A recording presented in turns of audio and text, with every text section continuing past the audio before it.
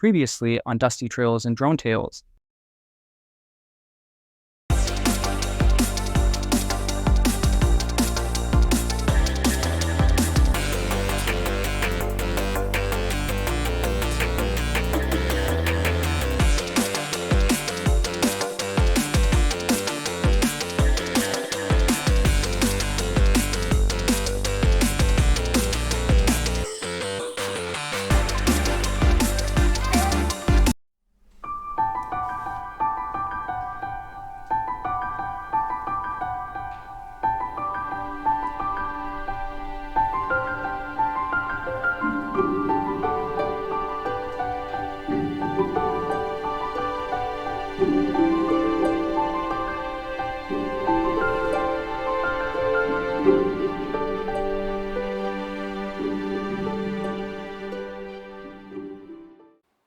Hi folks, and welcome back to another episode of Dusty Trails and Drone Tales.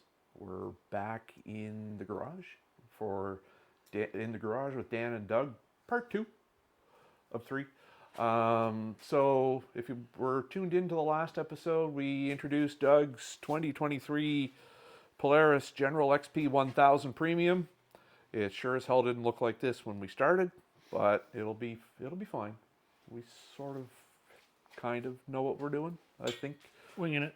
Yep, winging it. I kind of have a plan of how this is all going to go together. So if you remember, in the last episode we introduced the machine. We took out the rock lights and all the shit that the previous owner had that we're not going to reuse, and that wiring nightmare. So in this episode, we're going to start installing some accessories. So we've got all the panels opened up.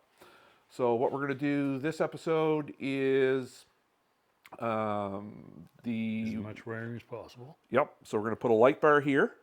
Is it here or up here? Down It can't here. be here because this is where the headlight guards mount. Right.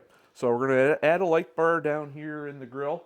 We're going to add Doug's reverse lights, cabin lights, and in the last episode, you were talking about pre-wiring for whips. Yep. Well, we're not just going to pre-wire, folks. I bought Doug a set of whip lights to put on this thing so that he can match me.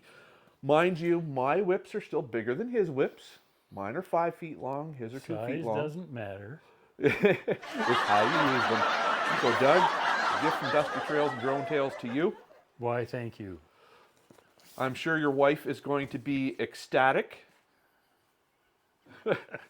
when you come home with pretty princess lights, as she likes to call them. My wife calls them that too. So yeah, we're not just going to wire for them. We're going to hook them up. So stay tuned, folks. We're going to dive right in here. First thing we're going to do is take out the switch panel we put in last week and get some power run to that. We're going to kind of just leave it hanging out in the dash until we're done. And so stay tuned and let's see how the hell this goes. It'll be an interesting ride. It always is.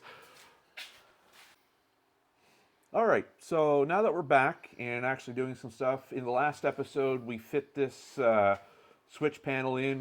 We've already planned out what switches are going to go where. So we're going to use the original Polaris cutouts for some switches, and then we're going to use some of these switches as well. So because we're going to use some of these switches, first step is to get power to them. So we're going to tie into the pulse bar, and then bring power into the power and ground into the cab, to the switch bank, and then we're going to start adding the accessories from there. So step number 1 is we're going to pull out these 4 screws.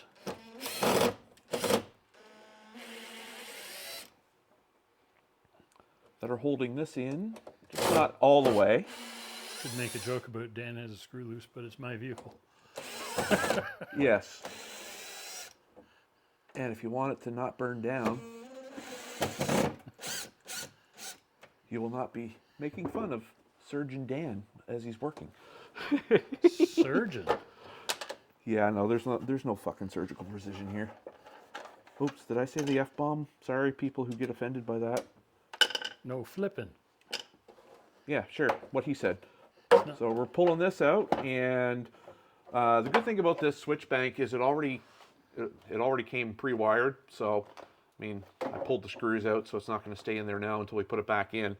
But power and ground, we'll just pull that from switch power off the pulse bar. Doug's got some pulse bar connectors, bring the power into here, and call it good. So let's regroup, go up front, hook up a pulse bar connector, bring some power in, and then we're going to hook it up to this switch bank. All right, so Doug's going to feed out the wire through the switch bank hole. I think you need to go into the lower one, Doug, because we're using the lower switch bank. Doesn't really matter. No, I mean, we can move it later, but... Do you want to go over the bar or under the bar? Let's go under the bar because I don't want to interfere with the dash cover, and the turn signal controller gets zip tied to that. So Doug's going to come out through the grommet here, through the middle. You hope so. Spit on it if it won't go. There it is. So, Hope and pray. I'm just going to strip back a little bit of wire here.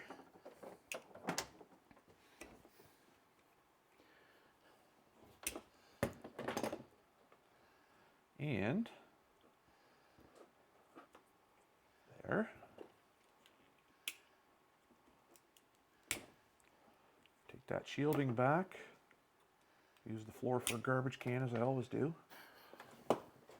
And I'm going to come under these wiring harnesses here so that if I want to zip tie it later, I can. You know I will be. Mr. Electrical Engineer over there.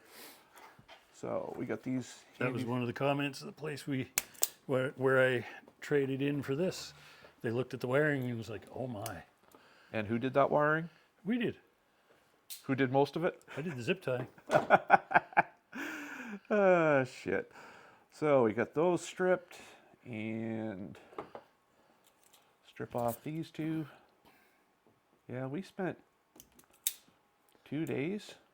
At least. Two very long days wiring that CF moto because that was just a freaking mess. Mass of wire on the ground. Yep. Folks, don't use bell wire.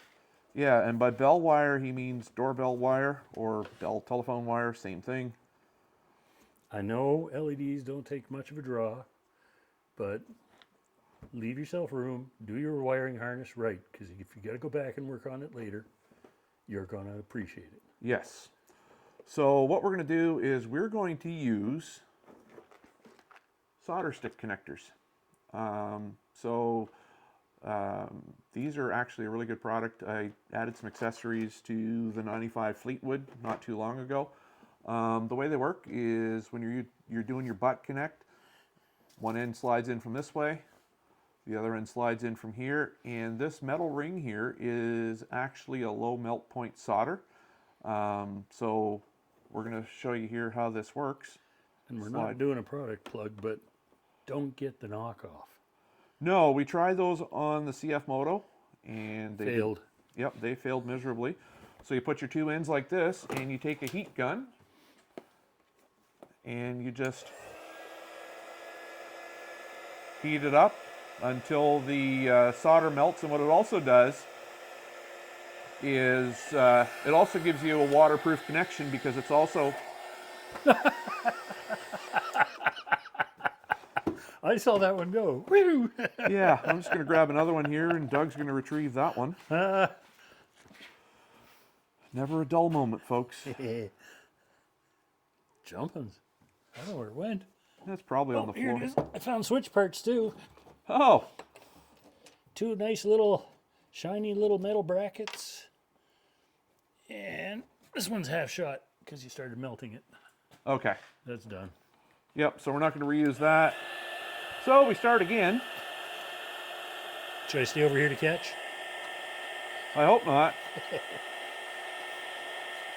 So really you want to focus on melting that solder first and then go for your heat shrink after.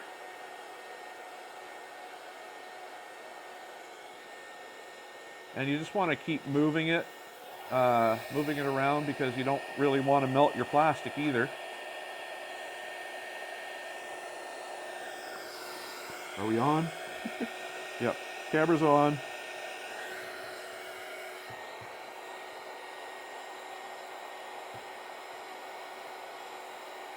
They do take a little bit, but once it starts to melt, then it's just basically a solder connection without having to break out the soldering iron. And it's really sturdy. If Yeah. you look on their website, it shows you tugging on the wires. I'd believe it. There, that solder's starting to melt a bit now.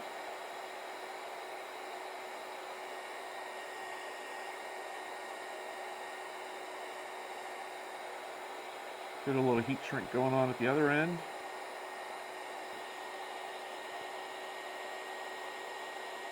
And any old heat gun will work. This is a little 300 watt one that solder stick sells, but any heat gun will work. The one I've got has a little insert in the end, and it cups around the thing like this so that you get all the heat directed to it. And all the way around too. Yeah. It falls out easy though. Every now and then you gotta retension the clip, but it's a pretty good idea. So we're just about melted through.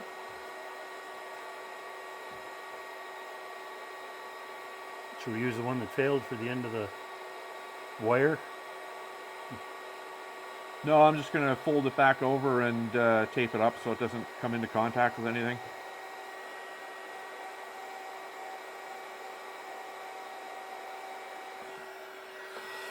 There.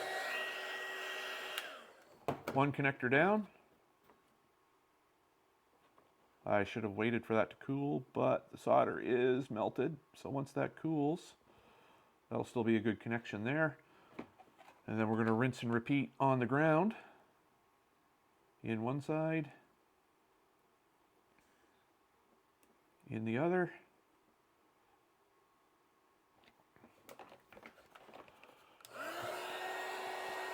And repeat the process of melting and heat shrinking all at the same time. And like Doug mentioned, we tried the Amazon knockoffs for the solder stick product, and they absolutely did not work. So if you go to solderstick.com, and we are in no way, shape, or form affiliated with them. This was not an endorsement. No. Paid endorsement. Yeah, one of the YouTube channels that I watch, Sleeper Dude.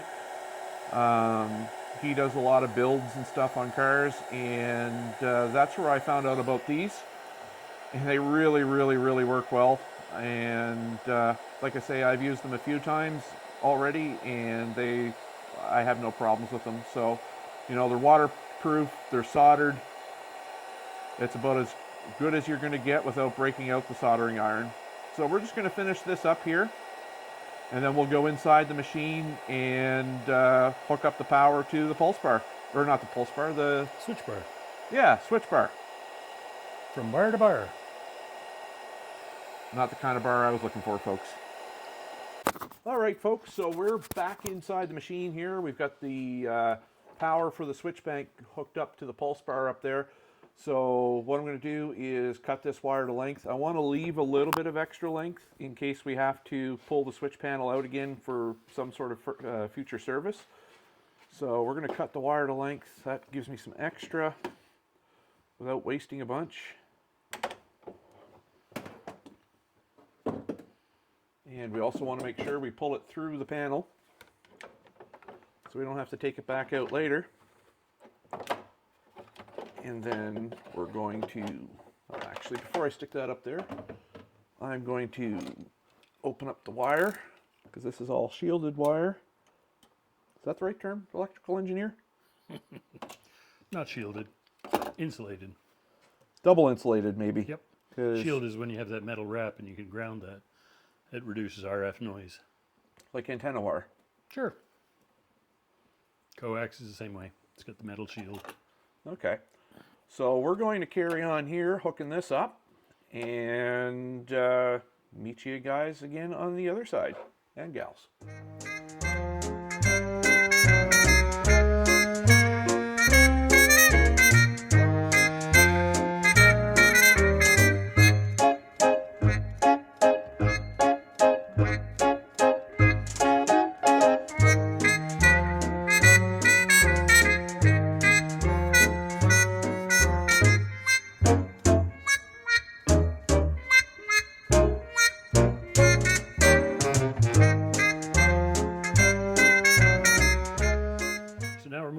installation of the front light bar. This happens to be one that I had kicking around, one of two, that from about 4 years ago that I used for a backup light on a four-wheeler.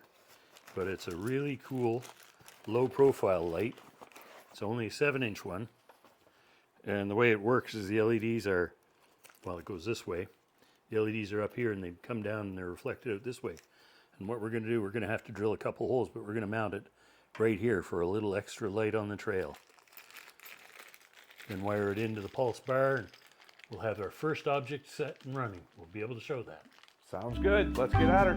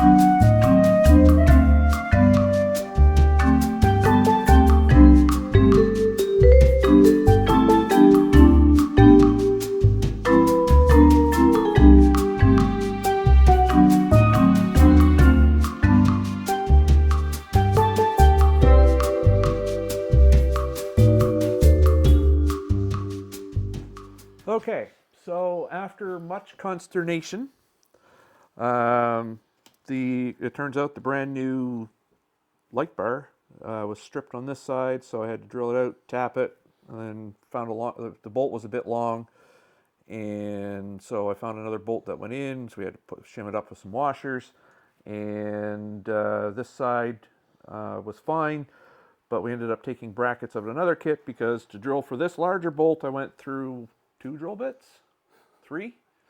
And smoking anyway. Yeah, it was smoking, it was hot, the metal was turning color, so it's obviously stainless. So we gave up on that idea. We took some mounts from another light that Doug had and made it work. So we were able to use a factory hole on this side. The bumper's got a little bit of a bend here on this side, so we ended up having to drill a new hole for that side, but we measured out center on the light, center on the bumper. Positioned the light, marked the hole on this side, drilled it. So Doug, you've run the wire up through there already? To this point. Okay, perfect. So, do I want to go down there? Do I want to go? So there's a hole here that that's made for passing wire through. So I'm trying to conceal as much of the wiring as I can. Well, we could bring it down through this hole. Just tie wrap it to it. So it looks like part of the system. There's already a tie wrap on here. Okay, let's cut that off. Go down through that hole. Let's see, where does it come out under here? So yeah, we'll pick it up under here.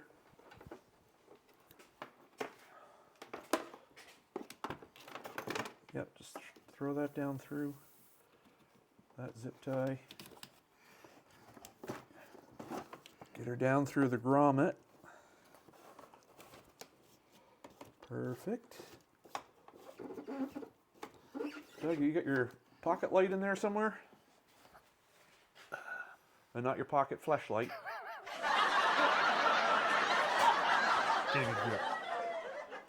Perfect. So let's see. Where does this come out down here? 900 lumen little portable light. Gotta love Amazon. Okay, so I can see the wire. It's right there. So I'm going to bring it. I'm going to come across the machine and bring it up. There's a chassis support here, so I'm going to bring it up through there and then bring it out through the grill. Keep it away from the radiator. Yep.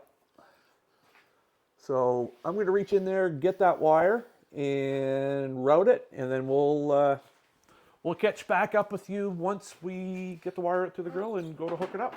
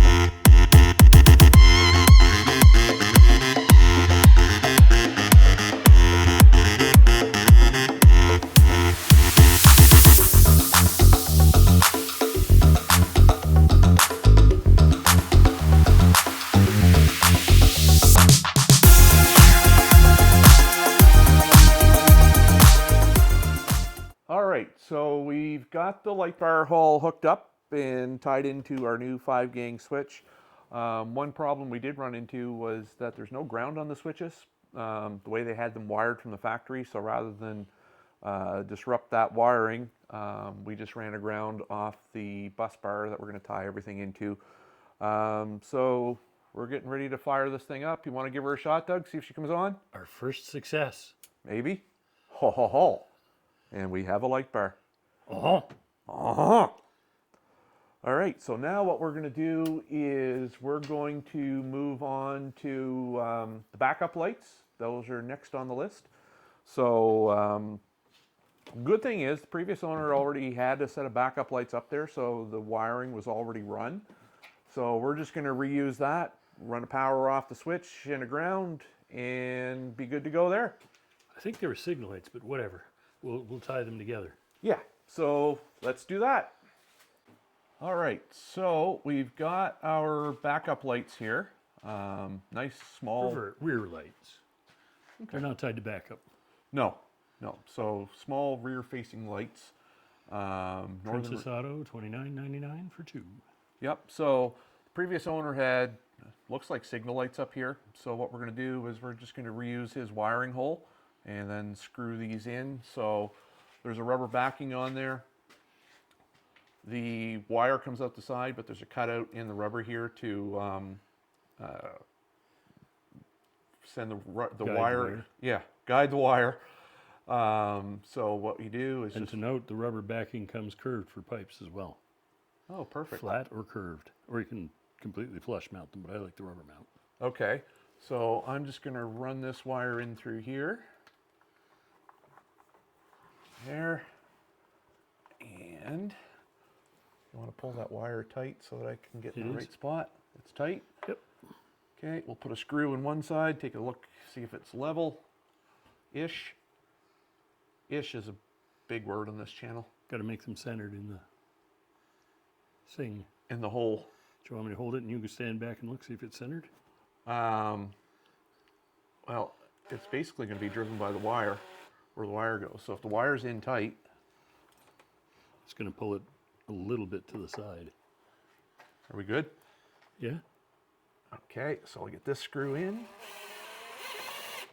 And we're just going into plastic, so nothing too groundbreaking there. Take a step back. Oh, that's too far. Right about there. Actually, the side with no screw up can go up about 1/8 of an inch. I'm just eyeballing it off the cutout in the roof. Are you good with that? It still looks low. That's There. good. Right there? You don't see that from the highway when it's on. Hope not. So as we'd mentioned earlier, we are going to reuse the wiring that the previous owner had run for whatever lights he had up here. Wiring is good, the gauge is decent, so... It'll do for LED, yeah. Oh yeah. That's in. So now we're going to rinse and repeat on the other side and do some connections, tie it into the switch, and then the next thing you know, we're going to have Flash. rear lights.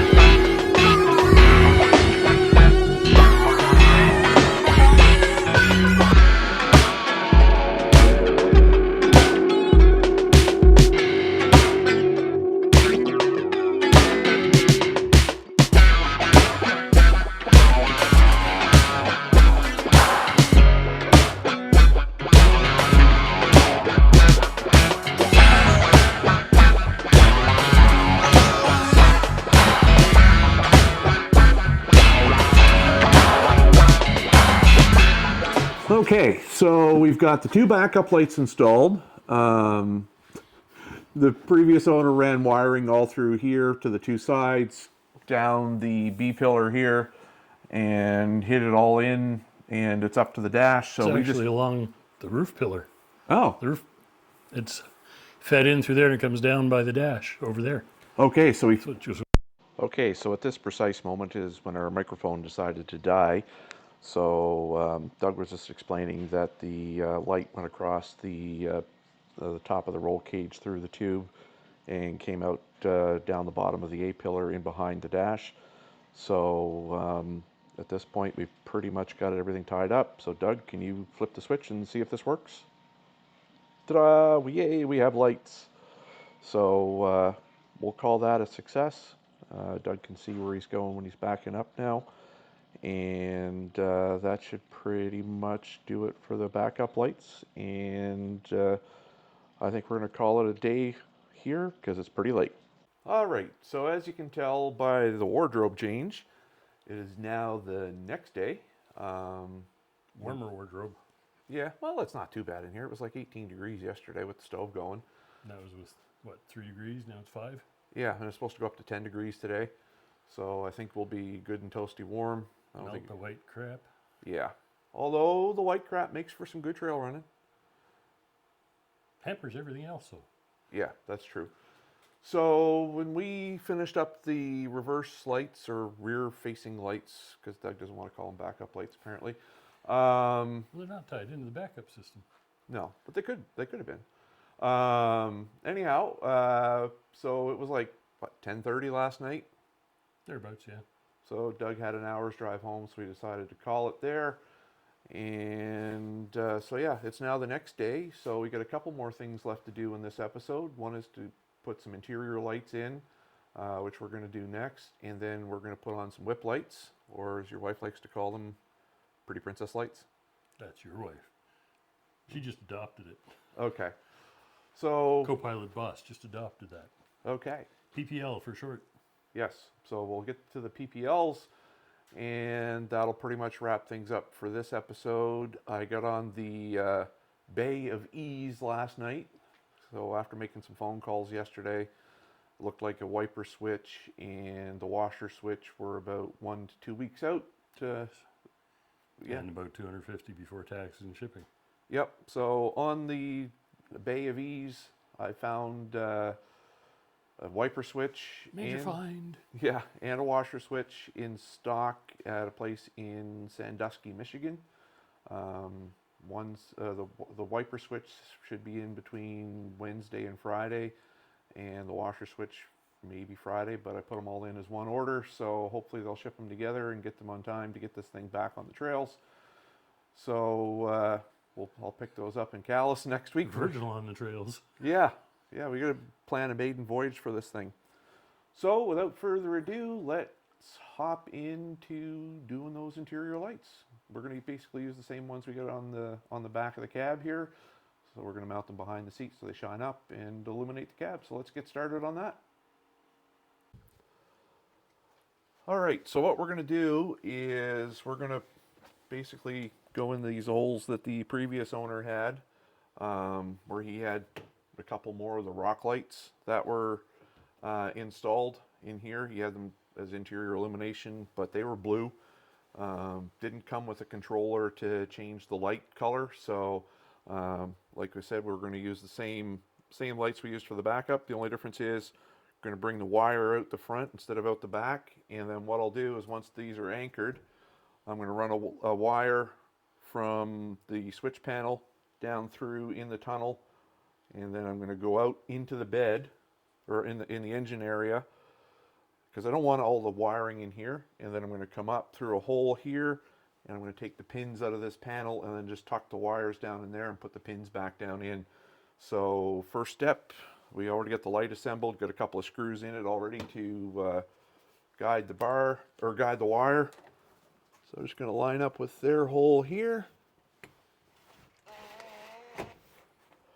And the hole on this side is a little different spacing. So, oh no, it's not different spacing. It's interesting that they're about the same size. I think these are billed as rock lights as well, but they're not. Funky colors. Plain There. white's nice. Perfect. There's one. And we're just going to rinse and repeat. Run some wires, hook it up to the switch. I mean, you've seen us run wires before, so nothing really exciting there. So we'll get this other one in, run some wires, and hook it up and see. Yeah, see if it works.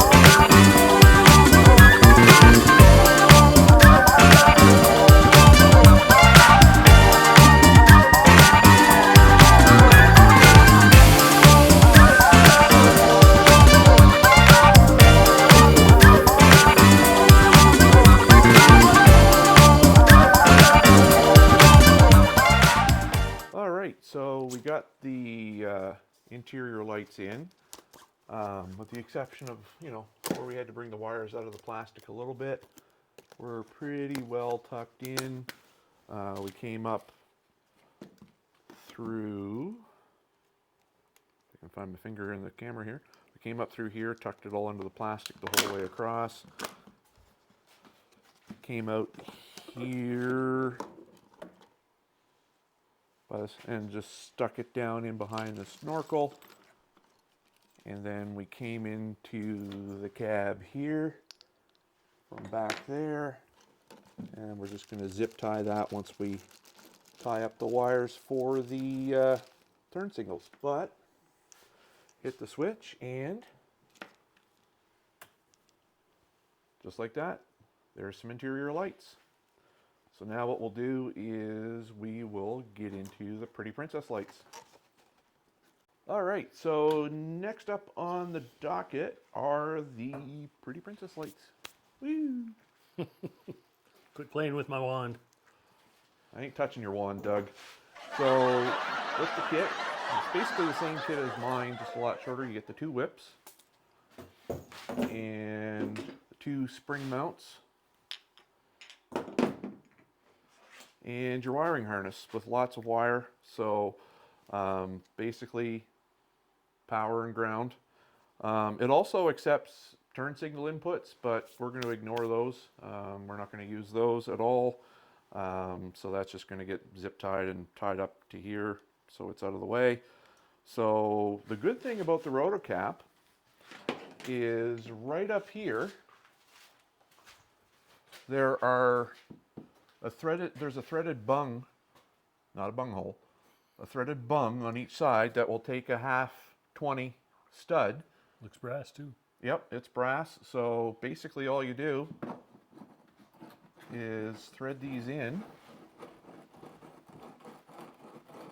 A little grindy because things were trying to make a nest in there. Yeah, things are starting. So Doug got in there with a little screwdriver and the vacuum and sucked as much shit out of the hole as he could. There's about a 1/4 inch in each. So Dirt, needles, everything. yeah, these tighten right down in. They won't go anywhere. And as far as putting the whips on goes,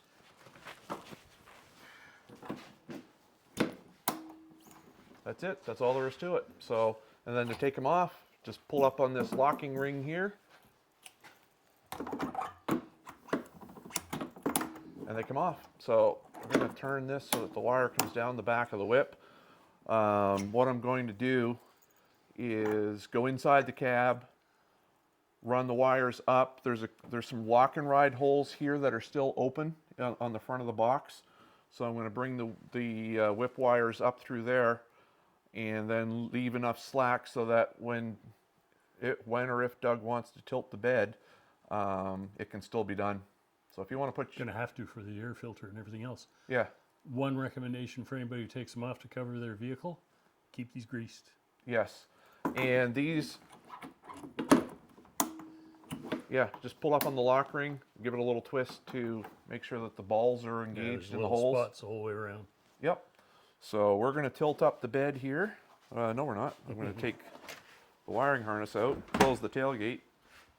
Then we're going to tilt up the bed. And run the wires and hook them up to power and get them going. So one thing too is these ones are made by Ihaho. Say that 5 times fast. Maybe I said it wrong, but it does come with a remote control that's still in a bag over there by the box. I don't tend to use the remote control. It's the same setup as mine, just shorter. You get a lot more settings out of the app. There's an app called Magic Lantern. So I've been using the Magic Lantern. I just basically turn on the switch, go into the app on my phone, and then I can change the pattern, the colors, even set up custom colors that way. So we're going to flip the camera around, run some wires, and we'll bring you back around for a full test. And that's going to be the last thing in this episode. We got some more stuff coming in the next episode next week. So let's keep on going.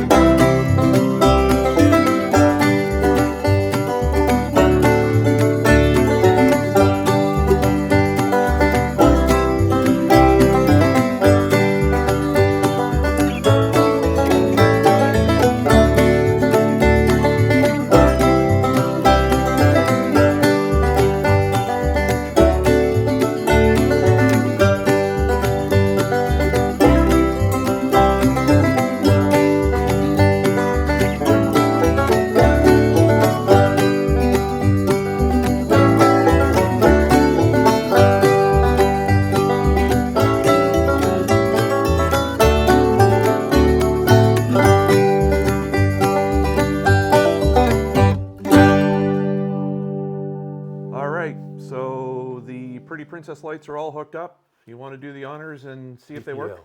PPL. Okay. You want to do the honors and see if they work? So yeah, these are well attached. They're all hooked up. Flick the switch. Look at that. Doug's princessing now. I might mute that. They're cool. Yeah. Perfect. So what we're going to do now is, you know, I said that the whip lights were going to be the last part of this video. But we still have some electrical stuff to do to tie up. We're just going to I want to put the switch panel back in. So we'll hop over, do that, tie the switch panel back in. For the stuff we don't have parts for yet, like the windshield wiper switch, the washer switch, I'm going to pull those wires through the holes for the switches and just zip tie them in place so we don't lose them behind the dash. And all that'll be left there is to hook up the heater switch again, which we inadvertently cut out. So, and then that'll leave 2 slots for the horn and hazards. And when I get the kit this week, we can just push those connectors through the holes, hook them up to the switches, and pop the switches back in. So let's get the dash partially back together. I mean, we still need to leave some of it open for access for running turn signals and stuff. But for now, I mean, we're making some good progress, and we're going to keep it going here.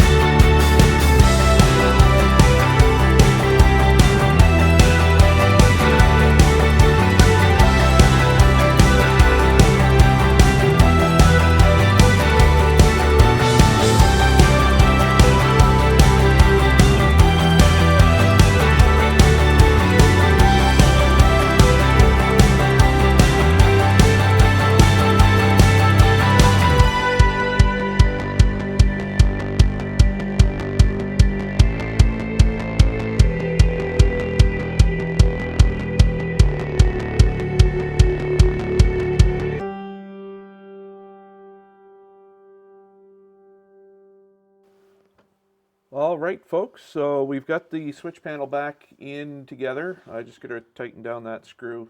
This head stripped out a little bit, so I got to find a bit that fits a little bit better. But so far, so good. Everything is working. So, this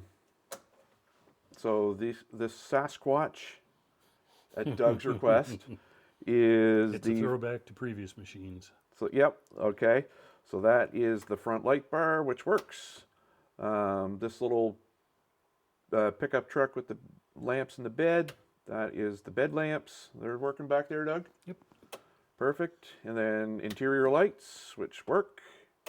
And the one of somebody giving you the finger is the Pretty Princess lights. That was Dan's choice.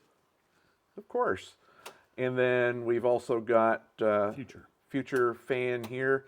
So we're going to probably at some point put a couple of fans up on the roll bar and work with that. So I have the wiper and washer connectors brought through. And then in these last two is going to be horn and hazards. So once we're putting the turn signal kit in, I'll just poke those through, connect them to the backs of the switches, pop them in, and then when the wiper and washer switches come in, plug them in, pop them back in. You know, this switch plate here goes up in behind these, but so far so good.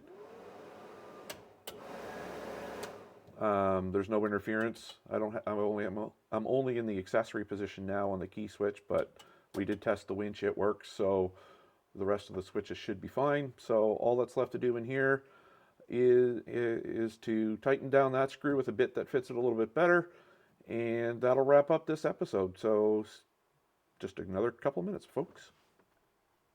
All right, folks, that's going to do it for this episode of Dusty Trails and Drone Tales.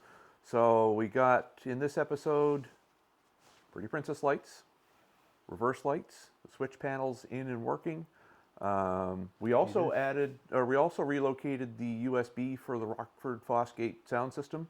And it works well. Yes, we plugged a stick into it, and it plays and sounds really good even without a sub. It cranks, that's for damn sure. So what else did we do? We got the heater hooked back up because we inadvertently cut those wires. So pretty much all the electrical, except for the turn signals, is done at this point. Yeah, so the last electrical thing is the turn signals and the horn. And hazard. And the wiper and washer switch, which are just quick plug-ins. Minor. Yep. I hope so. It should be. I already zip tied the harness or the wires or connectors in place so that they don't fall back into the dash once we put it back together. And then after that, it's, yeah, like I said, heater upgrades, additional vents. Then it will be max stat. That'll be the next episode as well. And signals, chicken shine detail. Later. And that's it. So, on that note, sayonara. Yeah, because we can't tell you to keep your machines rubber side down and dusty trails, all that stuff that I normally say, because day 2 of In the Garage with Dan. So stay tuned next week and tune in once we tie this all together and do a final reveal of the machine all cleaned up and fully accessorized. See you then, folks. Next time on Dusty Trails and Drone Tales.